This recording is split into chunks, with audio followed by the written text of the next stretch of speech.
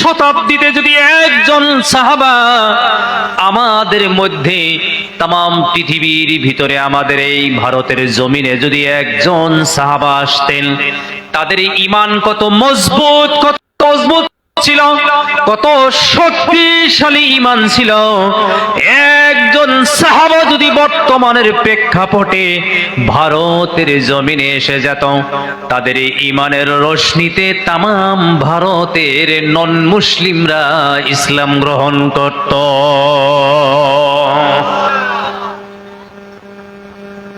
রুহের ক্ষমতা খুব বেশি আছিল সাহাবাদের। আল্লাহ নবী সাল্লাল্লাহু আলাইহি সাল্লামের কাছে একদিন রোমের বাদশা, রোম সম্রাট চিঠি লিখলেন। চিঠিটা লিখে একজন পিয়নের হাতে দিয়ে দিলেন। পিয়নকে বললেন, পিয়ন তুমি মদিনায় যাও, মদিনার প্রেসিডেন্ট মুহাম্মদ রাসূলুল্লাহ সাল্লাল্লাহু আলাইহি সাল্লামের কাছে চিঠিটা দিয়ে দিও। রোমের বাদশা। কোন দেশের বাদশা? রোমের বাদশা। পিয়নে নিয়ে চিঠি 16 দিনে রোম থেকে মদিনায় পৌঁছে যায়। হেঁটে হেঁটে যাইতো।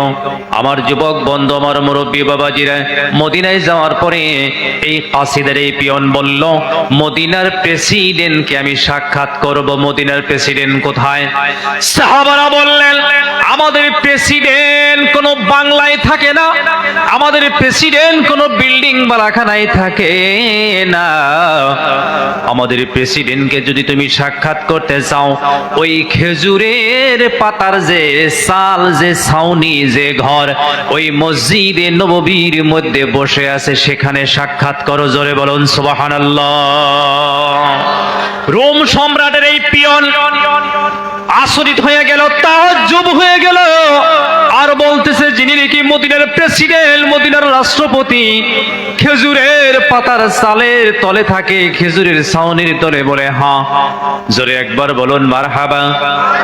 এক কদম দুই কদম করে করে রোম সম্রাটের পিয়ন মসজিদে নববীর ভিতরে চলে যায়। সেখানে গিয়ে দেখেন আমাদের প্রিয় নবী মুহাম্মদ রাসূলুল্লাহ সাল্লাল্লাহু আলাইহি সাল্লাম মসজিদে নববীর বিছানা ছিল না, বালি মাটির মধ্যে বসে আছে। জোরে কোন সুবহানাল্লাহ। আমার কলিজার টুকরা যুবক বন্ধু, নবীজির হাতে পিয়নে নিয়ে চিঠিটা দিল। নবীজি চিঠি খুললেন। চিঠি পড়ে নবীজি বড় পরেশান হয়ে গেলেন, ক্লান্ত হয়ে গেলেন, অস্থির হয়ে গেলেন।